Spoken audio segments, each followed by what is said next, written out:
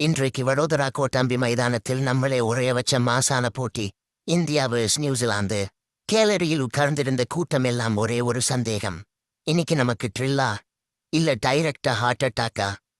New Zealand துடுப்பெடுத்தாட ஆரம்பிச்சதும் கான்வேயும் நிக்கல்ஸும் சேர்ந்து runs எடுக்கிற வேகம் பார்த்தா, அட இது கிரிக்கெட்டா ரேஷன் வரிச்சல்லேலா கோபம் வர மாதிரி.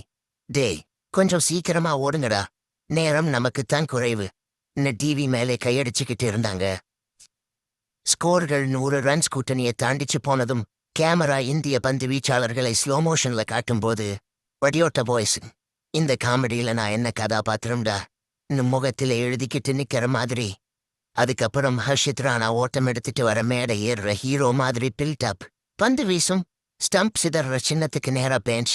ஸ்டம்பை கீழே தள்ளிட்டு நீ எங்கடா போயிட்டு. கூட்டம் சிரிச்சு சிரிச்சு இருக்க தாங்காம நாற்காலி வழுக்கி விழுற அளவுக்கு சிரிப்பு. நியூசிலாந்து நீண்ட 8 ரன்ஸ்ல முடிச்சதும் இடைவேளையில் இந்திய ரசிகர்கள் சீப்பும் டெய்லையும் எடுத்துட்டு ரிலாக்ஸ். ஒருத்தன் டைலாக், ஃப்ரெண்ட்ஸோடா சரி பார்க்கலாம். அதுல பயமா இருக்கு நம்ம பேட்டிங்க தான்.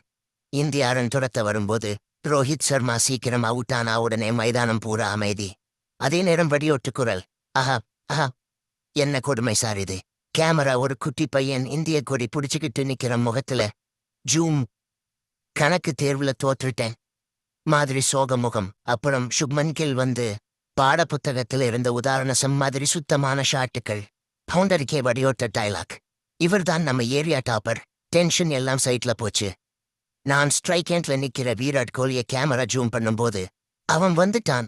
அவன்தான் நம்ம ஏரியா மேனேஜர். வடியோட்ட பில்டப், கவர் டிரைவ், நேரடி டிரைவ், ஃபுல் ஷாட். மைதானத்துல மைக் அப்பனித்தா கூட சத்தம் கேட்கும் அளவு கோலி 90 ரன்ஸ் தாண்டியதும் எல்லாரும் இன்னைக்கு சதம்பக்கா நேரத்திலிருந்தே குதிக்க ஆரம்பம்.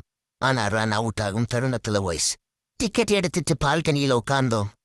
திரை ஆஃப் ஆகிடுச்சுடா. கேலரியில் இருந்த முரட்டு காமெடி ரசிகர்களுக்கு கூட 2 நிமிஷம் வாக்கே வரல. தேவையான ரன் ரேட் கொஞ்சம் அதிகமா காட்டும் ஓவர்ல ராகுல் மட்டும் அமைதியா கிரீஸ்ல நிக்கிறாரு. வடியோட்டு குரல், நெருப்புடா ஆனா ஐஸ் பெட்டியில வச்சிருக்கோம்.